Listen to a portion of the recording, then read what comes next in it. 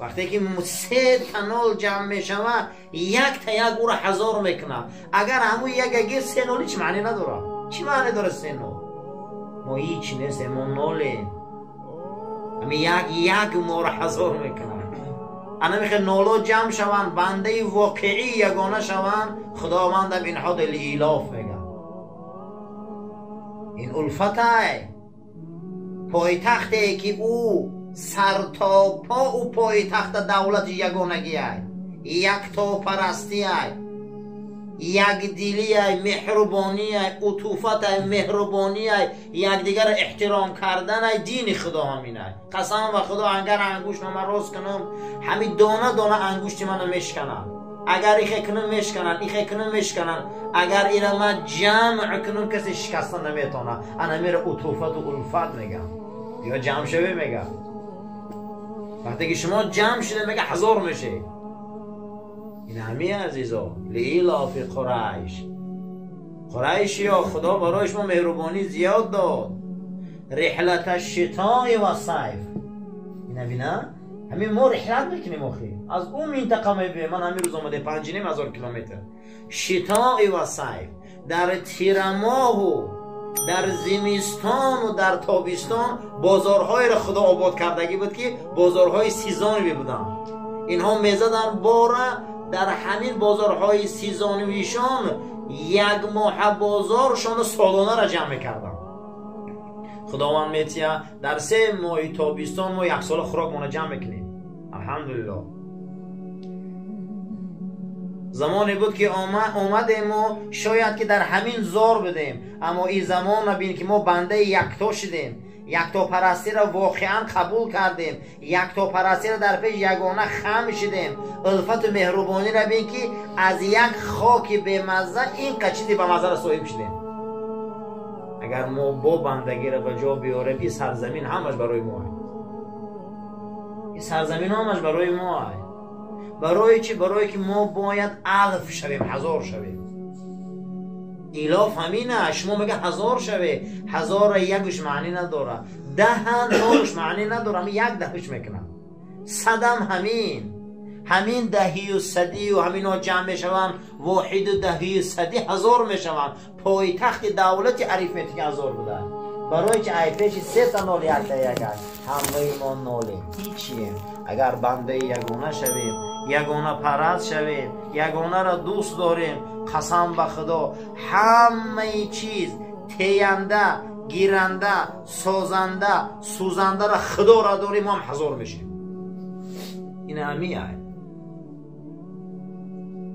خیشتن را ترک و افغان خونده ای، خیشتن را ترک و افغان خونده ای، وای گویم هرچی بودی مانده ای. از علامه اقبال میگه این دروغه. این هندو بودن، افغان بودن و تاتار بودن. کسی میگه اشهد ان لا اله الا الله و ان محمد رسول الله، برادر من تمام.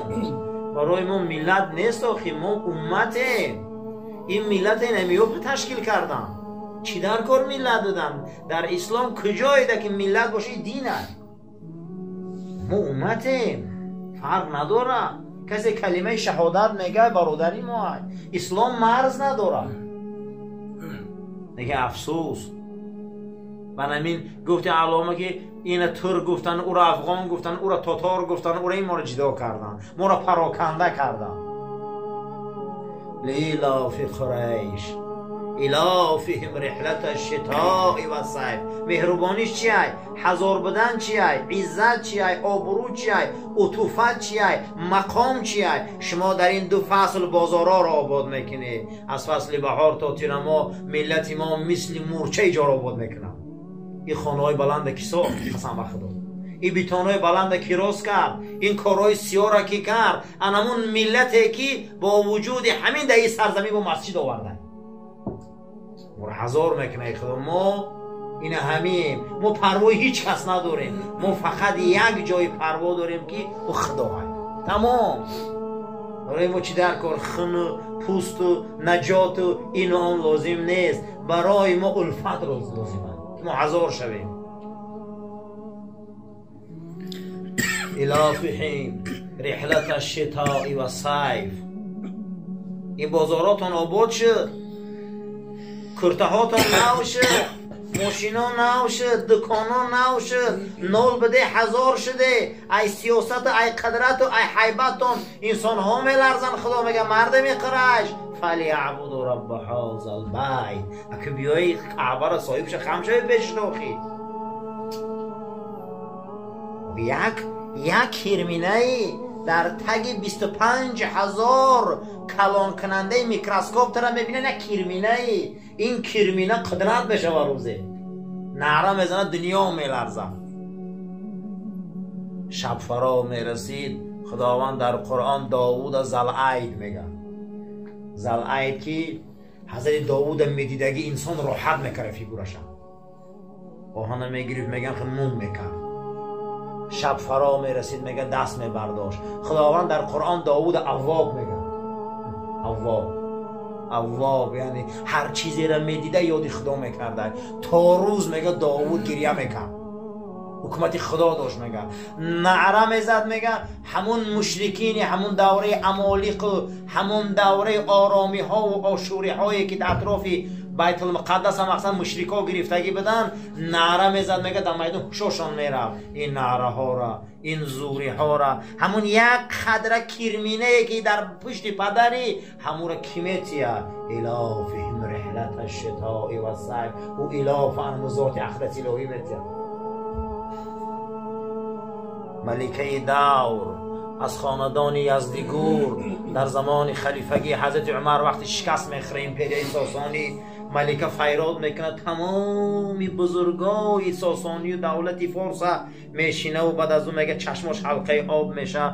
میگه چا کرده؟ میگه من زنم این سرزمین اداره کردن نمیتونم. یگان مرد بیار یک راهبر مونه من میرم. میگه کجا میری؟ گفته انا همون پسی بیابانی سوختگی و خانه های پست خرمازار میرم. همون مرد نگاه میکنم که از داخل اون خرمازار فرمان میتیه در زمین ایران فرمانی او را قبول میکنم. من همون را بینم کیه او؟ من همین خمیگم که من هیچ کس گوش نمیکنده. این که ما قدرتدار دنیاییم. ما 3000 و 5000 سال دولت داریم. اینو نو پیدا شده مسلمانو. من رو میگه خلیفه همه را بینم میگن جیلکش 7 یا 11 تا پارگین داره. و چون از مدینه گپ میزنه در زمین عراق باید گوش میکنه. چون وای اوجا نامه روی میکنه ما نگاه میکنیم وقتی نامه خلیفه شون میبیای امیران میخیزن رسمش که نامه خلیفه آمده. من همو را گوش کنم کیه او؟ انمو یک خطره آب خدا قدرت میتیه ای مدینه چین اداره میکنه. یک امیر تیمور خودش طاقه از داخل شهر سبز ونگریا را اداره میکنه. ونگریا را اداره میکنه. اینا الفت میگن. اینا خدادادی میگن. ما در جهان اسلام آدمایی داریم نه اکادمی خوندن، نه اینستیتوت خوندن، نه یونیورسیته خوندن، هیچی نخوندن، اما یک صحبت اونها انسانهای آهن ملایم میکنن، انسانهای کرخت بیدار میکنن، قلبهای رمیده را جمع میکنن. اینها را اولیای خدا میگن. در زمین ما بود ایشون هم در صحبت اونها رمیده ها رام میشدن. دیوانه ها به هوشیاری می اومدن. یا ایشون شیخ الهی یک نفرایی بودن که صحبتاشون برابر پادشاهای دور قیمت داشت. اینو میگن درگاه خدا. در سه جا سخت خم شوی سخت بلندت میکنه. میگه یکم در دل شب در پیش خدا سخت خط زمین در پرتو سخت بلندت میکنه. دویم گفته در پیش سنت رسول. سوم گفته در پیش پدر مادر. سخت زن خطه همیقه توپ در زمین سخت زنه سخت بلند میخیزه سخت پرتو در میره خطه. افسوس نماز تهجد پیغمبر دا واجب ما دا سنت های مرده میشیم خواب میشیم میشه و تهجد نداریم. کسی در تهجد خوش سخت پرتویا او را خدا بلند میکنه.